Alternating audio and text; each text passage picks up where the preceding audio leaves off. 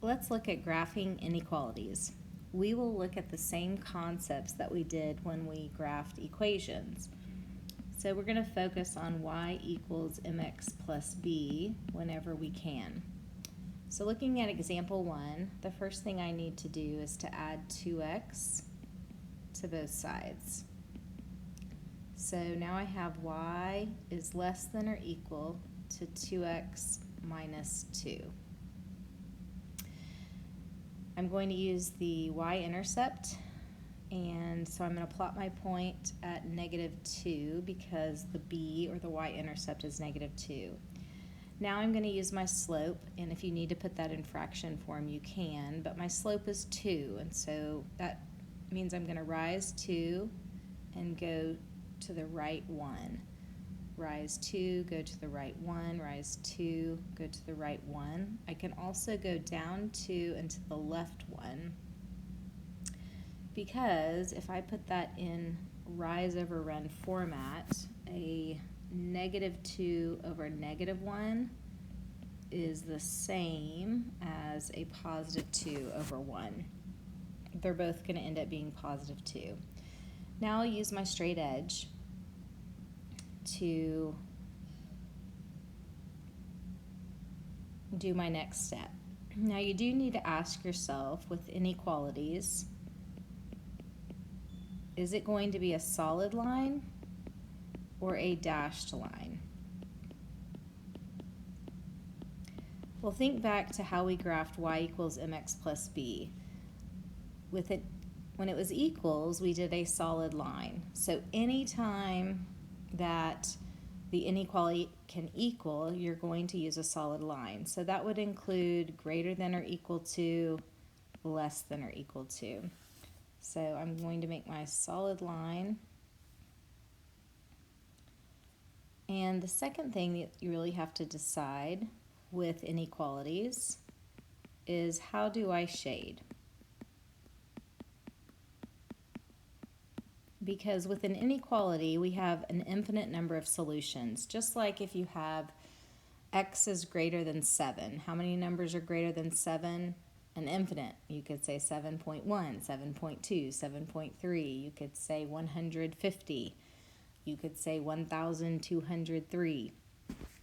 So with a linear inequality, we also have an infinite number of solutions.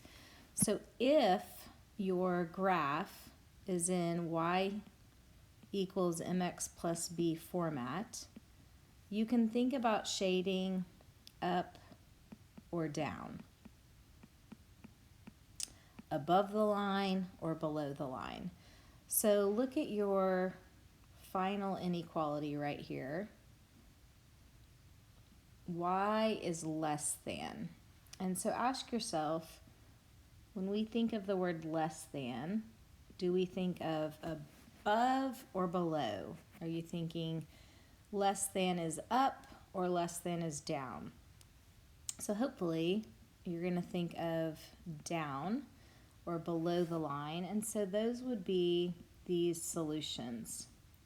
Now a lot of students, they have difficulty with either seeing solutions above the line or below the line. So really all students should check a point. So once you have what you think you're going to shade, you need to double check. So pick any point. I'm going to go ahead and pick this point right here. It looks like it's going to be +4, -1. So I'm going to move this up a little bit so I can have some room to check. So I'm going to check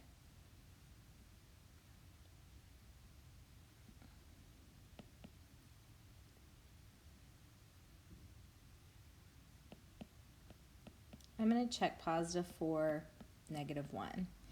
Anytime I check, I want to go to the original inequality, because if I made a mistake somewhere, that original usually will catch it.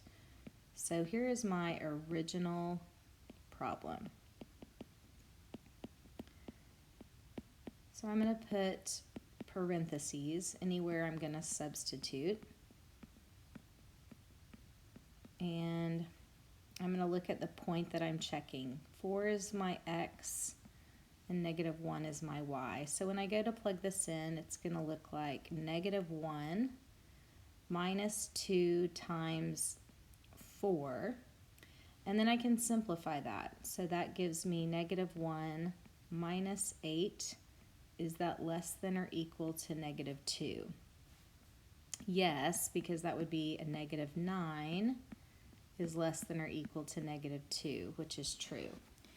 Now notice I could have picked literally an infinite number of points.